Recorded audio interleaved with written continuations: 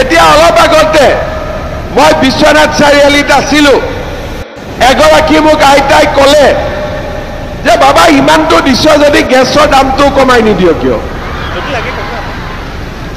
গেছৰ কাৰ কাৰ আছে? গেছৰ কাৰ্ড হাত দাঙকচোন। কিমানৰ আছে? আচ্ছা, উজ্বলা গেছ কিমানৰ আছে? আৰু বাকী গেছ কিমানৰ আছে? ঠিক আছে, আজি চৰকাৰী মতে গেছৰ দাম 950, কিন্তু এজেণ্টসকলে আৰু 50 টকা লয়, আৰু কোনোবাই অলপ বেছিকৈ লয়, 1000 1500 পাই যায়গৈ। আৰু উজ্বলা গেছ 550।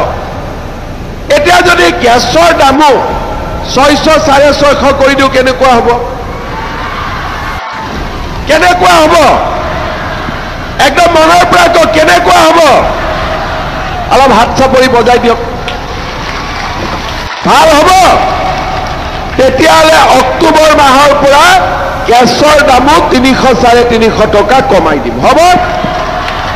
যাৰ উজ্বলা গেছৰ কাৰ্ড আছে সিটো 250 টকাতে গেছ পাই যাব, আৰু যাৰ উজ্বলা গেছ নাই সি 600 650 টকাত গেছ পাই যাব।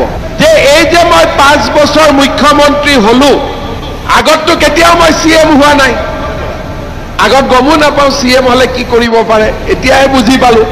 গতিকে এইবাৰ যি কৰিছো এখিনি নিত্য নাটিকা, নাটক হ'ব অহাবাৰ আৰু ডাঙৰ কৰি, আৰু ডাঙৰ কৰি নাটক হ'ব।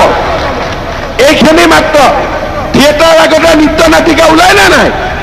চিনেমাৰ আগতে ট্ৰেইলাৰ ওলাই নে নাই? তো এই 5 বছৰ ট্ৰেইনিং হ'ল, ট্ৰেইলাৰ হ'ল, নিত্য নাটিকা হ'ল, অহা 5 বছৰত জিটি কৰি দিম আৰু, যাতে কোনো মানুহৰ কষ্ট নহয়।